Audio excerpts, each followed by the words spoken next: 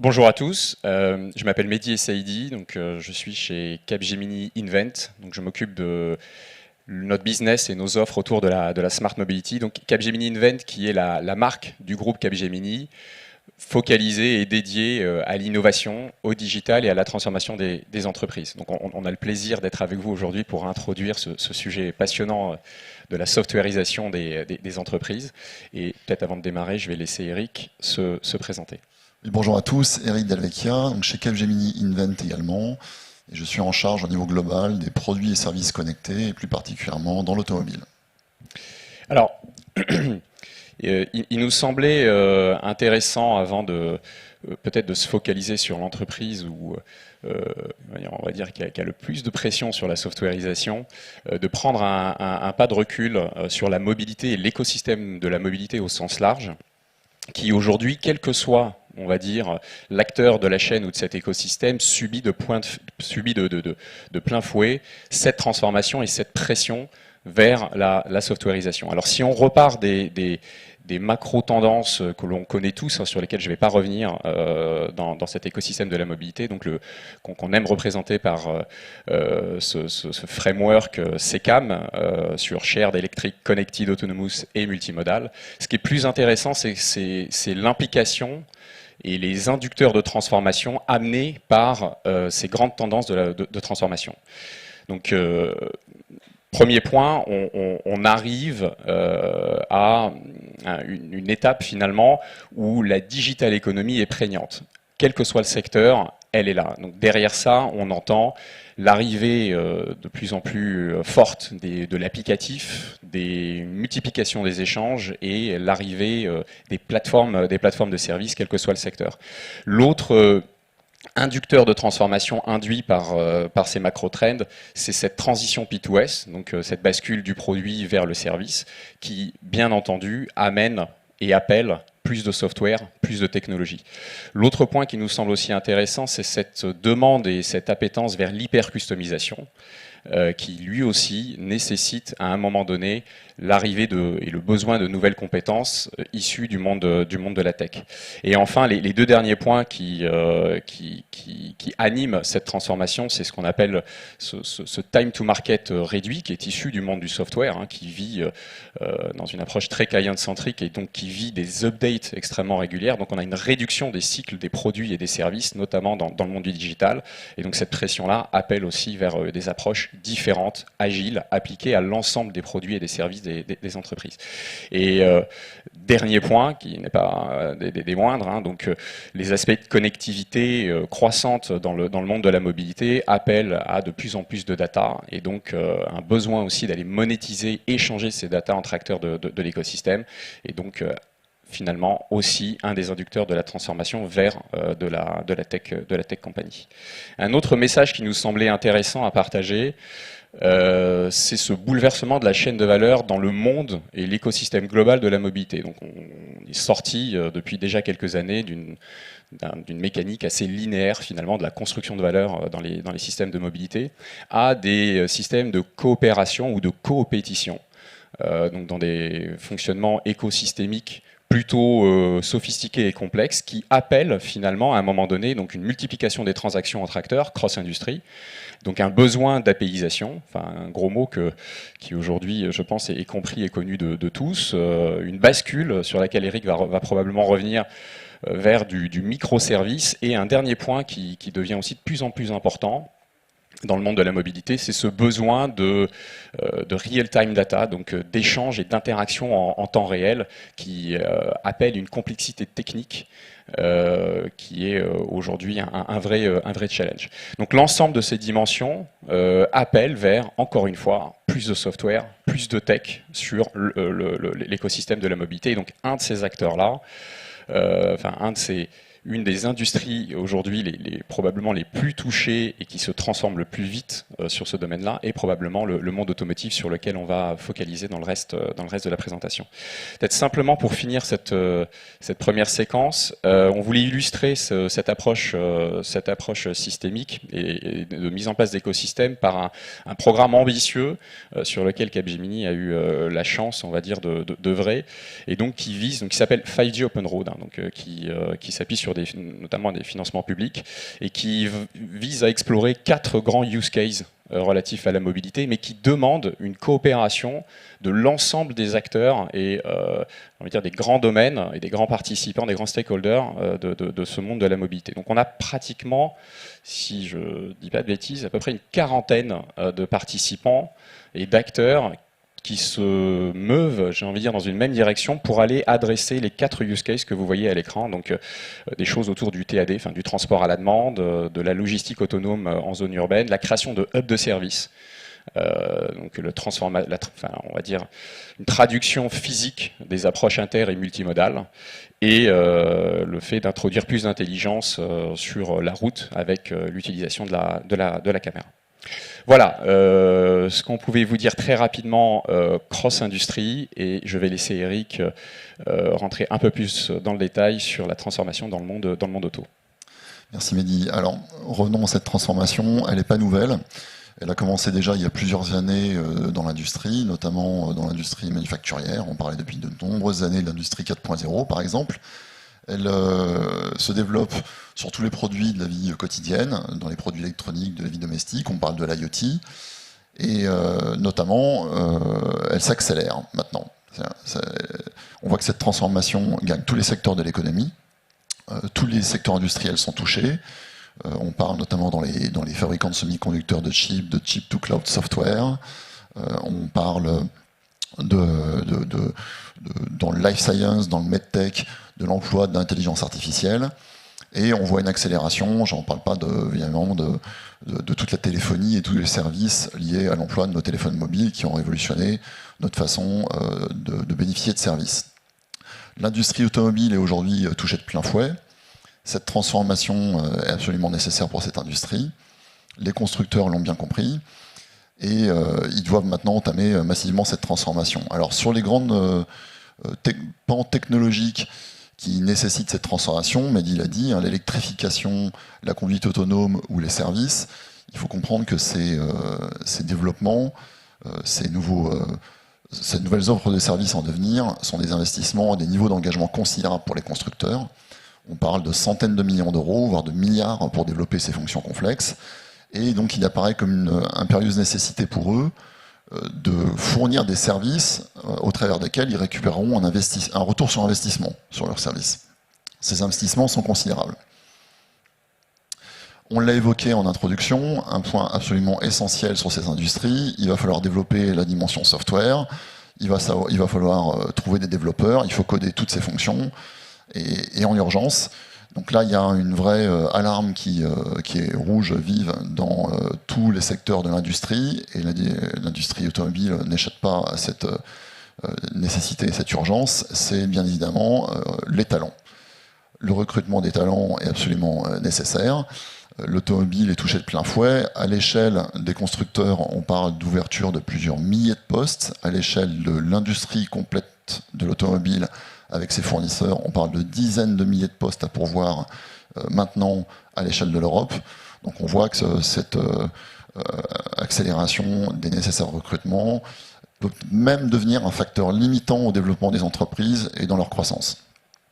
Et un dernier paramètre que vous voyez ici, qui ne doit pas être négligé, notamment chez les plus jeunes, et pour les industries automobiles, on fait face à un manque d'intérêt des plus jeunes pour l'automobile.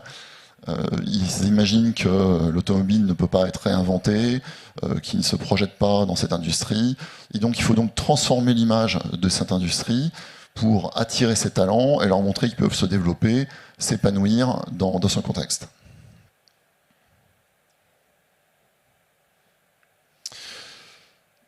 Je parlais d'investissements gigantesques de plusieurs centaines de millions, voire plusieurs milliards d'euros pour les industriels. Donc bien évidemment, il va falloir dégager des nouvelles lignes de revenus avec l'impérieuse nécessité de développer des mécanismes de transaction sur toute la durée du véhicule, avant, pendant et après le trajet du conducteur, avec des offres de services. Donc c'est bien une impérieuse nécessité, d'autant plus que s'il faut prévoir le retour sur investissement pour ces industriels, il faut aussi imaginer qu'il y a une notion qui est importante pour eux, c'est la notion de souveraineté sur leur domaine. garder la connexion avec le client, offrir ses services, ça passe forcément par une question de souveraineté, d'indépendance.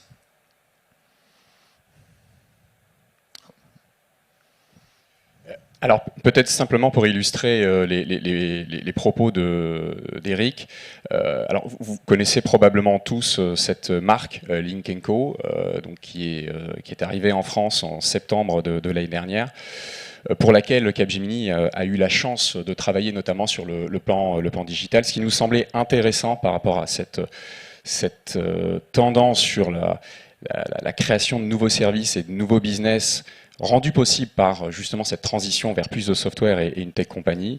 Donc ce qui est intéressant ici, c'est que cette marque a mis pratiquement autant d'énergie sur la construction du véhicule que sur finalement la plateforme de services associée qui matérialise cette proposition de valeur autour du CaaS, donc du Car as a Service. Donc pour ceux qui ne connaissent pas l'offre de Lynk & Co, hein, donc ça matérialise parfaitement cette transition de la possession à l'usage. Donc vous ne pouvez pas l'acheter, vous ne pouvez que la louer avec un maximum de flexibilité. Et ce qui me semble extrêmement intéressant, c'est que donc la plateforme, technologiquement parlant, s'interconnecte aussi avec d'autres systèmes qui permet des services assez intéressants et assez innovants, notamment le fait de pouvoir rendre son véhicule qui rejoint finalement un pool de véhicules en car sharing et qui va être utilisé par d'autres utilisateurs le temps que vous souhaitiez finalement récupérer ce véhicule-là. Et donc Capgemini a eu la chance de travailler sur cette dimension-là. Ça nous semblait bien illustrer effectivement cette opportunité dans la softwareisation sur la création de nouveaux services et de nouveaux business models. Alors cette transformation, on voit qu'elle est absolument nécessaire pour ces entreprises et une échelle très importante. On parle de software-driven transformation. Pour les véhicules, pour les OEM, les car manufacturers actuellement, il faut savoir qu'ils transforment en profondeur les architectures électroniques et software de leurs véhicules pour permettre ces services. Ça veut dire le renouvellement complet de l'ensemble des calculateurs du véhicule, l'arrivée de nouveaux acteurs et de fournisseurs de services logiciels pour notamment le middleware, l'operating system, où on va parler de CarOS, sur la base duquel construire des services qui s'opéreront dans le véhicule ou à l'extérieur du véhicule. On voit aussi apparaître la nécessité de faire converger deux mondes, le monde des systèmes embarqués, avec le monde du software embarqué dans le véhicule, où on regroupait des architectures classiques auparavant sur la base de l'électronique, un operating system assez simple et un soft exécutable. Aujourd'hui, il va falloir faire converger deux mondes, le monde du soft embarqué et de l'IT, et cette convergence va permettre la réalisation de services. Et c'est grâce à cette convergence que vont pouvoir s'opérer des services de mise à jour dans le véhicule, dans toute sa vie, sans même prédisposer le véhicule à ces services. On sera capable, pendant la vie du véhicule, d'enrichir le véhicule de nouvelles fonctions et de nouveaux modes de commercialisation. Cette transformation très rapide et massive des développements du véhicule en ce moment, et qui va durer pendant les 3-4 prochaines années, nécessairement s'accompagne de transformations sur les process. Il faut bien sûr aligner de nouveaux process d'ingénierie pour toute l'entreprise, bien synchroniser les développements hardware et software, le nouveau matériel, les nouveaux calculateurs et tous les processus de développement logiciel. On applique de nouveaux process qu'on voyait assez peu dans l'automobile, comme le développement agile, les frameworks DevSecOps notamment. Cette transformation, on le disait juste avant, elle implique notamment pour tous les employés historiques des entreprises une reconversion. Les entreprises actuellement recherchent à reconvertir vers le métier du logiciel leurs collaborateurs, mais bien évidemment, elles s'accompagnent de nouveaux embauchés, et il faut, comme on le disait précédemment, répondre à cette impérieuse nécessité et attirer les meilleurs. Alors les meilleurs ne viendront pas spontanément si notamment nos entreprises n'accompagnent pas ces démarches de recrutement d'une vision. On parle beaucoup de sustainability, il faudra que cette vision extrêmement forte s'incarne dans l'exécution opérationnelle de l'entreprise pour donner aux talents l'impression aussi qu'ils viennent améliorer la vie des gens au travers du durable, de green operations, de sustainability by operations, by design, pour aussi que leurs valeurs personnelles s'incarnent bien dans leur travail et répondre à leur envie d'épanouissement professionnel.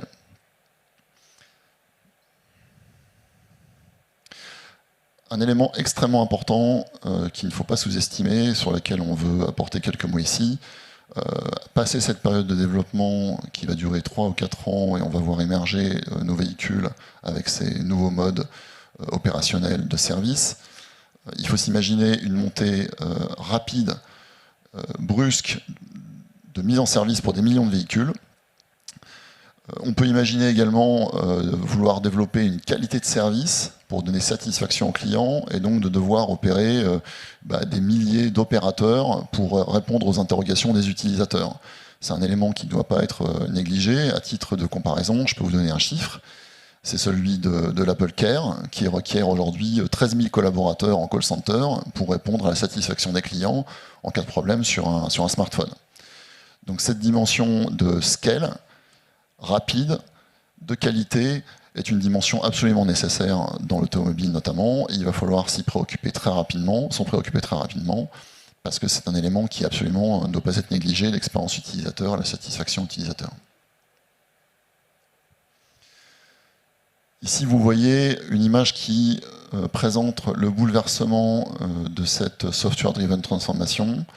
Au sein des services, on voit apparaître tout autour de l'écosystème des OEM une multitude de nouveaux acteurs. Alors bien évidemment, les hyperscalers, les fournisseurs de middleware, les nouveaux modes de développement avec de multiples éditeurs logiciels. Et ça conduit effectivement les OEM à créer des organisations dédiées. On parle de software compagnie au sein même des constructeurs. Certains constructeurs choisissent même de créer des entreprises dédiées, séparées de la marque du constructeur pour réaliser cette transformation. Donc on voit bien que dans cette transformation, les grands industriels prennent les choses au point de concentrer l'intelligence logicielle, les process, le développement des produits et des services au sein d'une même structure. On peut imaginer alors des modes de coopération assez nouveaux, pourquoi pas des joint ventures, des sociétés dédiées, mais en tout cas la dimension software doit apparaître bien précisément dans les organisations. Le véhicule, comme vous le voyez ici, sera un hub autour duquel vont s'exécuter des services dans le véhicule on-board ou off-board, chez les différents opérateurs de mobilité. Et ici, donc, on voit bien la nécessité pour les constructeurs d'envisager le contrôle de leur véhicule. Le véhicule va transporter de la data, il faudra bien évidemment se préoccuper de l'intégrité de cette donnée avec la cybercriminalité. On parle de cyber, c'est un métier qui est en développement, auquel il va falloir faire face, il va falloir répondre avec une nécessité des nouvelles normes. On voit que ces services posent une question aussi du modèle économique, stratégique. Je parlais tout à l'heure de retour sur investissement pour les constructeurs. Donc pour eux, va se poser la question de la souveraineté, également de la façon d'opérer les plateformes de services. Vont-ils s'ouvrir pour laisser entrer des opérateurs de services pour utiliser les données de leurs véhicules? Vont-ils contrôler ces plateformes de services? Vont-ils, comme le font en téléphonie, les opérateurs de téléphonie, créer des app stores qui recevront des applications et qui seront autant de services pour les utilisateurs ou pour des sociétés tierces? Donc là, c'est vraiment une question qui est centrale et stratégique pour eux, la notion d'indépendance ou voire même de souveraineté. Donc Capgemini, dans tout ça, offre une grande palette de services pour accompagner cette transformation rapide, non seulement pour donner une impulsion à cette transformation, donc on voit qu'on a toute une offre d'accompagnement dans la culture, dans l'établissement des business models, dans le design produit, dans la relation au client, dans la transformation de l'entreprise, dans son organisation et dans ses opérations et dans ses mises à l'échelle. Capgemini se propose même pour ses clients de les accompagner à accélérer, donner l'impulsion mais aussi accélérer. Et notamment, on est également un opérateur d'accompagnement high-tech pour quelque part aussi les aider à réfléchir à cette indépendance et à cette souveraineté grâce à laquelle le modèle de rémunération leur sera profitable. Merci à tous. Je crois qu'on a dépassé le temps, donc on va rendre l'antenne. Merci. Merci à tous les deux, Eric et Mehdi. Merci beaucoup. Et merci pour les applaudissements. Je vous laisse sortir de la scène tranquillement.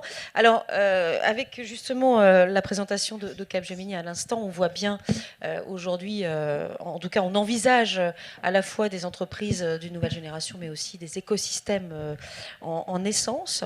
On va tout de suite justement, et c'est l'objet de cette matinée, regarder un petit peu du côté de l'entreprise, et notamment de Stellantis.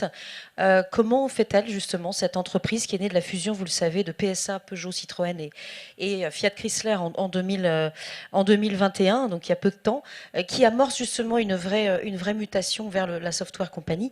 Et c'est tout de suite avec Yves Bonnefond, Chief Software Officer de Stellantis.